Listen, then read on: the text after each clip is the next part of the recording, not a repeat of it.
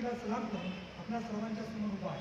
विचारपीठावरील सर्व सन्माननीय आणि आपण सर्वजण आपल्या सर्वांचं आजच्या या कौटुंबिक कार्यक्रमामध्ये सहर्ष स्वागत करून मी शुभेच्छा देण्यासाठी आपल्या सर्वांच्या समोर उभा आहे. सांगायची गोष्ट इतकीच आहे की माझा प्रवास हा अनिलसोबत जास्त प्रमाणात झालेला आहे. त्यामुळे दाभोळकरांचा वारसा आमच्या विचारामध्ये चालून येतो.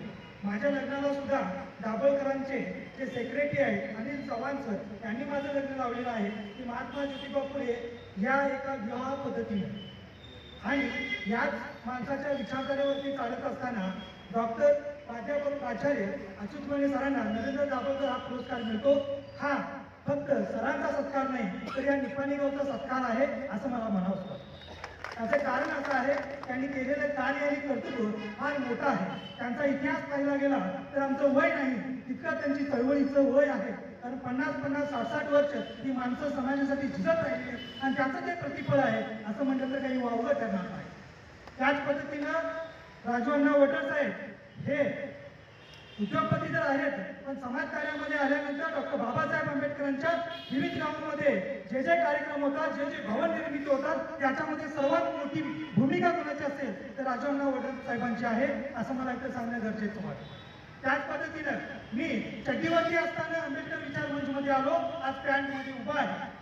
कारण याच विचारपीठावरती माझ्यासाठी सुरेश कांबळे सरांनी माझे आमदार काकासाहेब पाटील यांना सुद्धा थांबवलं होतं की तो मुलगा आल्याशिवाय हा कार्यक्रम होणार नाही. इतकी ताकद, इतकी विचारांचं बळ देण्याचं काम करणारा माणूस कोण असेल तर प्राध्यापक सुरेश कांबळे सर. त्यांची आठवण यासाठी केली की कारण 2005 ते 2019 आणि काळामध्ये कोरोना कालखंड असताना सुद्धा आम्ही ऑनलाईन सुद्धा व्याख्याने घेतली.